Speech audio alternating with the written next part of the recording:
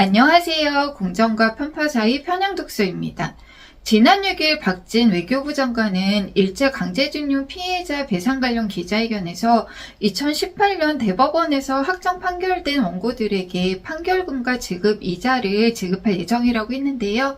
정부는 인권 침해에 대한 위자료나 배상금이라고 하지 않고 판결금이라고 발표했습니다.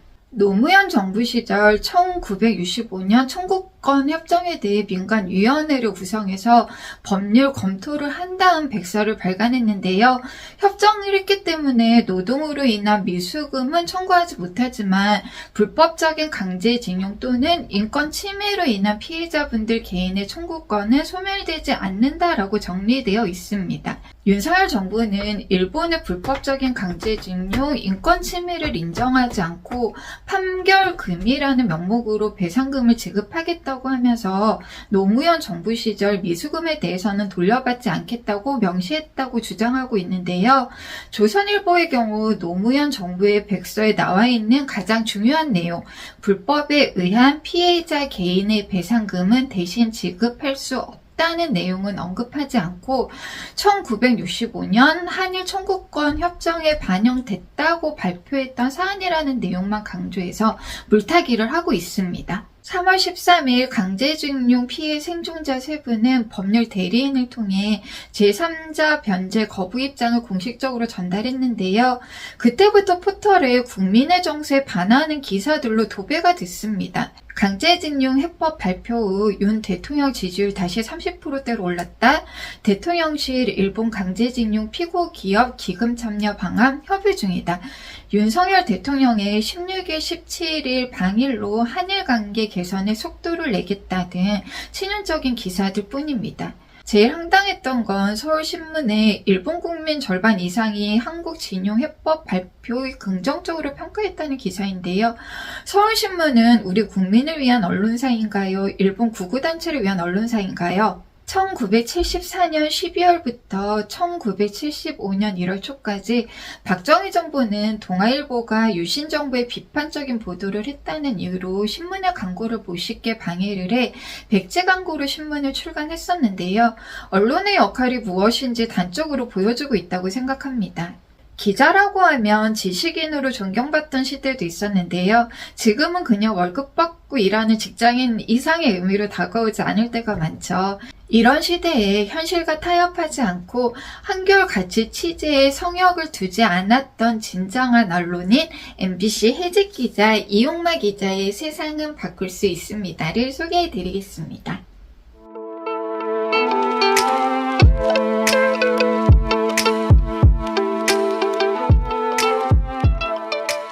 이용마 기자는 1996년 MBC에 입사해서 사회부에서 기자 생활을 하다가 이명박 정부 시절 정부의 언론 장악을 반대하기 위해서 노조 홍보국장으로 170일 동안 파업을 이끌다가 2012년 사내 질서를 어지럽혔다는 이유로 해직됩니다. 해직 후 서울대 대학원에서 박사학위를 받고 강단에도 서고 미디어 협동조합 국민TV에서 이용마의 한국 정치라는 대담 프로그램을 진행하기도 했는데요. 2016년 복막암 말기 판정을 받고 2019년 8월 사망합니다. 세상은 바꿀 수 있습니다는 이용마 기자가 복막암 진단을 받은 당시 9살이었던 쌍둥이 형제 현재와 경제가 10년쯤 지나 성인이 돼서 아버지의 조언이 필요할 때 언제든 꺼내볼 수 있도록 돈보다도 소중한 이용마 기자의 경험을 들려주기 위해서 쓴 책입니다. 어린 시절 이야기부터 MBC에서 해직되기까지 인생 이야기를 하고 있지만 60년대에서 70년대 한국 정치의 호남 차별주의를 시작으로 전두환, 노태우부터 박근혜, 노무현 정부까지 한국의 근현대사를 총망라해서 설명해주면서 역사적 변화 앞에서 어떻게 살 것인지, 무엇을 할 것인지, 어떻게 해야 사회적 적폐를 청산하고 우리 사회를 바로잡을 수 있을지, 기득권 세력의 저항을 물리치고 새로운 사회를 건설할 수 있을지 본인의 소신에 대해서 얘기하고 있는 정말 보물 같은 책입니다. 1961년 박정희 대통령이 군사 쿠데타로 정권을 장악한 뒤 전두환, 노태우, 김영삼 대통령에 이르기까지 36년 동안 영남 출신이 계속 대통령이 됐는데요. 박정희 정부는 쿠데타로 집권했기 때문에 정통성이 없는 정부라 국민들의 지지를 받기 위해서 경제 개발 정책을 서둘렀습니다.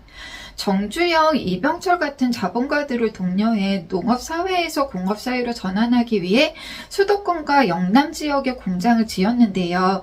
공장에 돌아가려면 노동자가 필요했기 때문에 저고가 정책으로 농업 말살 정책을 펼쳤습니다. 풍요로운 곡창지대였던 호남은 농업 말살 정책으로 가난해지기 시작했고요. 농민들은 먹고 살기 위해서 수도권, 영남으로 대거 이주하면서 호남 인구는 줄기 시작합니다. 호남 출신인 김대중 대통령 시절 영남 지역은 오히려 더 똘똘 뭉쳐 역으로 기득권들이 지역주의를 확산시켰는데요. 권고한 지역주의를 깨기 위해 많은 사람들이 노력을 했죠. 대표적인 사람이 노무현 전 대통령님이셨습니다. 이용마 기자는 경제개발 정책이 호남 지역을 차별하던 1965년 전라북도 남원의 한 시골 농가에서 태어나 전주에서 성장했습니다. 가난한 어린 시절을 보냈던 이용마 기자는 어머니에게 세 가지 당부를 늘 듣곤 했는데요. 숙제하고 놀아라, 군것질하지 마라, 반장하지 말아라 였다고 합니다. 그 당시 학교에는 춘지 문화가 있었는데요. 오래된 관행 중에 하나라 반장의 어머니가 담임 선생님께 춘지도 주고 아이들 간식도 챙기는 게 당연시 됐다고 합니다. 가난한 살림에 반장 뒤치덕거리를 해줄 수가 없었던 어머니는 아들에게 아예 반장은 꿈도 꾸지 말라고 당부할 수밖에 없었던 거예요. 이용마 기자는 전두환 정권 시절 청소년기를 보냈는데요. 전두환은 불량배를 소탕한다는 이유로 정권에 반대하는 사람을 감옥이나 삼천교육대로 보내고 언론 통폐합 절차를 통해 정부가 원하는 내용만 보도했습니다. 박정희, 전두환 군사정부를 거치면서 군인 출신들이 사회의 중요한 자리를 많이 차지했는데요. 이용마 기자가 중학생이던 시절 군인 출신 교장선생님이 군인 정신으로 4km 이상 떨어진 먼 곳이 아니라면 학생들에게 자전거 통학을 금지했다고 합니다. 덕분에 이용마 기자는 걷기를 꽤 오래 잘할 수 있었다고 하는데요. 지금 정부의 중요 공직자 중에서 검사 출신이 70여 명이라고 하죠. 윤석열 정부가 끝나고 나면 사회의 중요한 자리를 검사 출신들이 다 차지하지 않고 있을까? 역사가 반복된다는 느낌이 들었습니다. 전두환 정부 시절 고교 평준화 정책을 실시해서 추첨을 통해 학교를 배정받았는데요.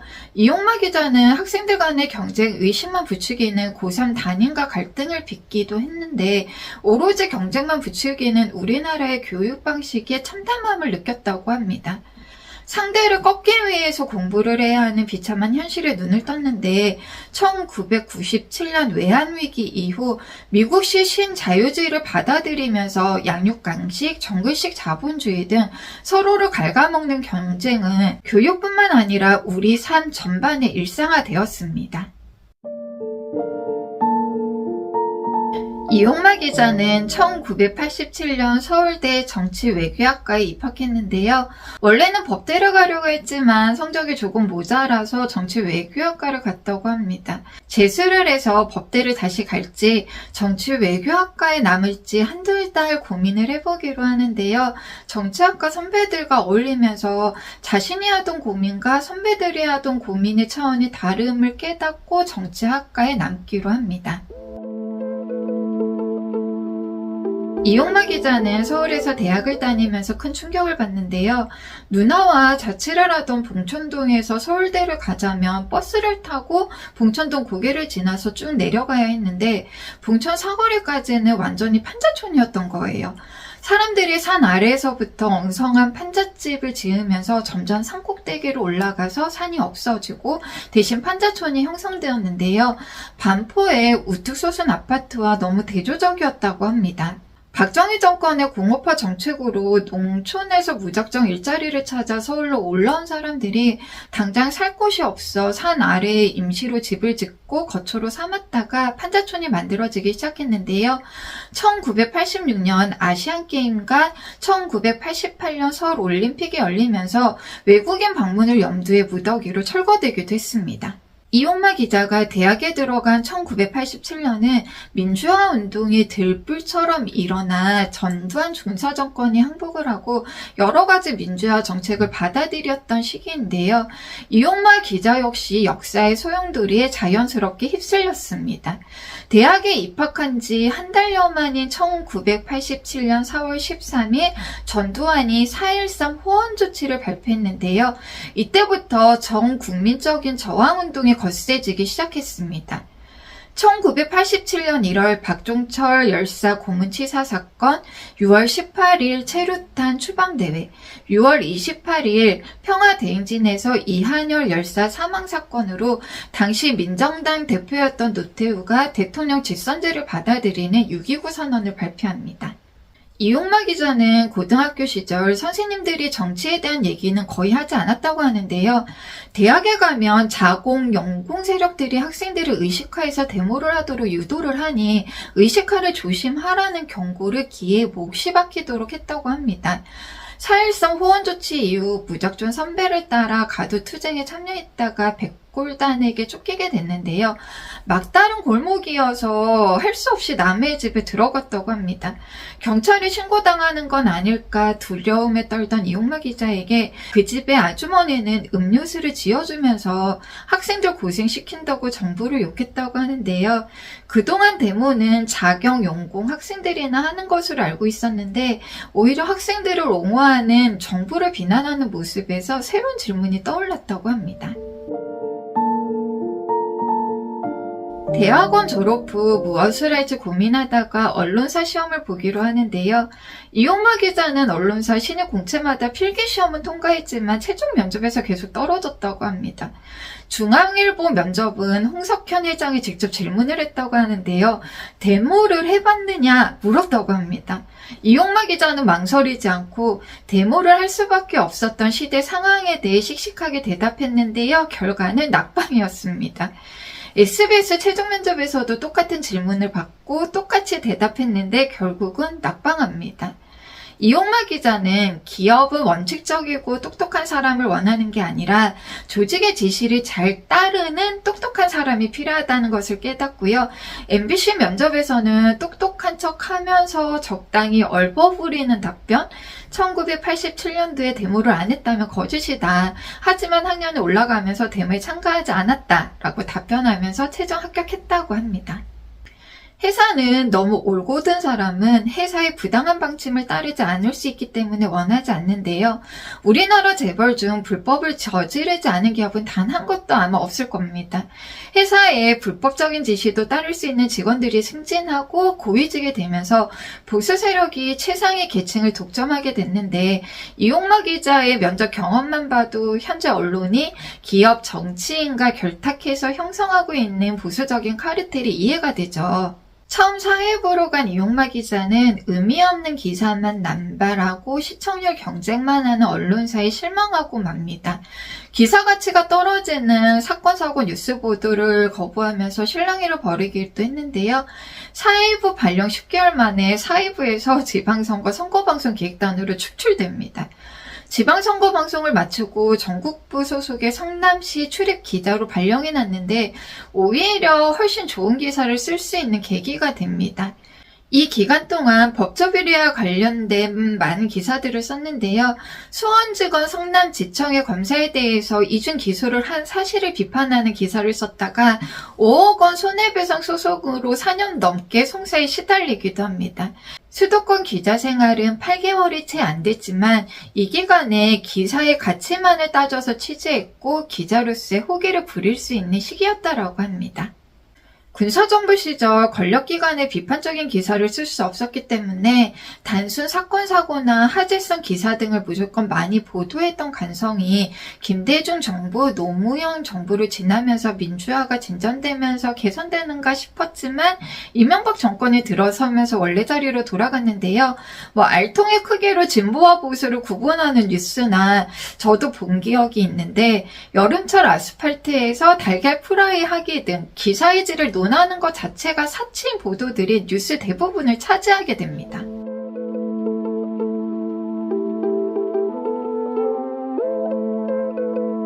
그럼에도 불구하고 이용마 기자는 취재에 성역을 두지 않고 법조 비리에 관련된 기사들뿐 아니라 김태정 검찰총장 부인의 옷로비 의혹 보도, 삼성의 이재용 불법 상속, 안티조선 등 의미 있는 보도를 많이 했습니다.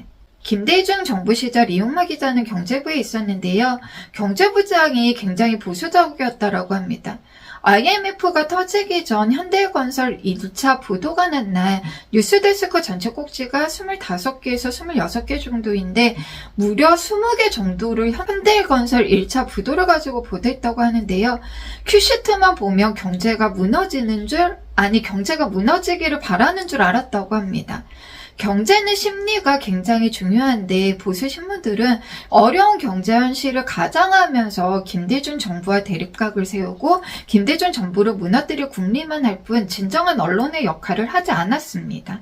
문재인 정부 시절 중국이 요소수 수출을 규제하자 언론에서 대대적으로 보도하고 경제가 망할 것처럼 하루 종일 포털에 요소수 부족 관련 기사만 띄워서 오히려 요소수 풍기 현상을 만들기도 한 반면에 2023년 윤석열 정부에서는 수출 급감, 가구소득 하락 등 경제가 굉장히 어렵지만 언론 포털만 보면 태평성대가 따로 없죠. 이명박 정부는 강우병 촛불 시위를 계기로 공영방송을 장악하고 종편을 만들어 무더기 허가를 내줬는데요. 언제든 보수적인 목소리를 낼 수 있는 언론을 통해 대중을 움직이기 위함이죠.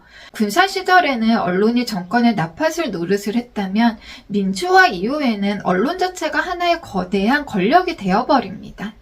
이용마 기자는 사회의 적폐를 청산하기 위해서는 검찰과 언론을 바로 세우는 데서 시작을 해야 된다고 하는데요. 검찰과 법원, 군, 경찰은 미래를 개척하는 것보다 현재의 사회 질서를 유지하는 것이 존재의 이유이기 때문에 어쩔 수 없이 보수적인 성격을 띠게 됩니다. 과거 일제감정기부터 보수 세력이 기득권을 유지해왔는데요. 1987년 민주화 이후에도 국가의 모든 책임을 전가한 채 자신들은 기득권의 자리를 지켰죠. 윤석열 정부가 들어서면서 검찰이 그동안 쌓아온 기득권이 얼마나 탄탄한지 여실히 느낄 수 있습니다. 정치 권력, 재벌 권력에 의해 언론이 장악되면 진실은 은폐됩니다. 이번 16일 윤석열 대통령이 일본을 방문했는데요. 120년 전통의 돈가스 집에서 만찬을 했죠. 강제징용 배송 문제를 일본이 원하는 대로 다 들어주고 고개 숙이고 방문해서 겨우 대접받은 음식이 일본의 근대화를 상징하는 돈가스인데요. 언론은 이를 대대적으로 포장해서 띄워주기를 하고 있습니다. 정치 권력의 불리한 소식은 언론에서 사라지기 때문인데요. 언론의 입을 틀어막는다고 사실이 달라지는 것은 아닙니다. 이럴 때일수록 제대로 된 기사를 선별해내는 우리의 시선이 필요하지 않을까 싶어요. 이용마 기자는 MBC에 입사한 후 8년 동안 사회부, 경제부, 문화부, 통일외교부, 사회부를 돌았는데요. MBC를 개혁하기 위해서 낸 보도국 익명 게시판 제안이 받아들여져서 게시판이 만들어집니다. 익명 게시판을 통해 다양한 목소리가 쏟아져 나오는데요. 이용마 기자를 향한 사내 보수적인 성향의 선배들의 비난이 최고조에 이르는 계기가 되기도 합니다. 이용마 기자는 쌍둥이 아들 현재와 경제가 태어나고 6개월 후인 2009년 두쿠대학으로 연수를 가게 되는데요. 1년 동안의 연수 생활을 마치고 귀국하자 MBC는 크게 달라져 있었다고 합니다. 강우병 촛불 시위를 계기로 MBC를 장악하려던 정권은 그 당시 엄기영 사장을 압박해 심경민 뉴스데스크 앵커를 내쫓았는데요. 기자회가 제작 거부를 하면서 강력하게 반발했다고 합니다. 임기를 다 채우지 못한 엄기영 사장이 물러나자 이명박은 절친인 김재철을 MBC 사장 자리에 임명하는데요. 노동조합은 낙하상 사장 투입을 반대하며 노종 집행부를 새로 꾸려 파업에 돌입합니다. 아무도 노조에 가지 않으려고 했지만 이용마 기자는 노조 홍보국장 제안이 들어오자 수락하는데요. MBC 기자로서 충분히 수혜를 받았기 때문에 MBC의 빚을 갚을 차례라고 생각했기 때문이라고 합니다. 최승호 PD가 다큐멘터리 영화 공범자들을 만들 때 인터뷰를 하면서 이용마 기자에게 다들 노조에 가기를 거부하는데 왜 홍보국장 자리를 수락했냐고 물었다고 하는데요. 노조를 떠날 생각을 한 번도 해보지 않았던 이용마 기자는 최승호 PD의 질문에 그렇게 살아온 적이 없어서 라고 대답했다고 하는데요. 말은 이렇게 간단하지만 현실과 타협하지 않는 선택을 한다는 게 얼마나 어려운 일인지를 알기에 더 대단하게 느껴졌습니다. 이용마 기자의 아내는 3번의 유산 끝에 결혼 6년 9개월 만에 현재와 경제를 낳았는데요. 이용마 기자는 처음 암 진단을 받고 현재와 경제의 얼굴을 떠올립니다. 자립을 하려면 아직 20년은 걸릴 텐데 아빠 없이 가연 가능할지 걱정부터 앞섰다고 하는데요.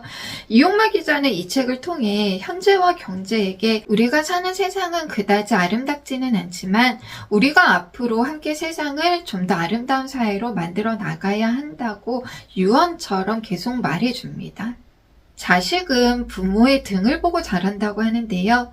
이용마 기자의 지나온 삶이 현재와 경제에게 무엇보다 소중한 유산이 되지 않았을까 싶습니다. 이용마 기자의 말처럼 세상은 하루아침에 변하지 않아서 이용마 기자가 했던 고민을 우리 역시 지금 하고 있는데요.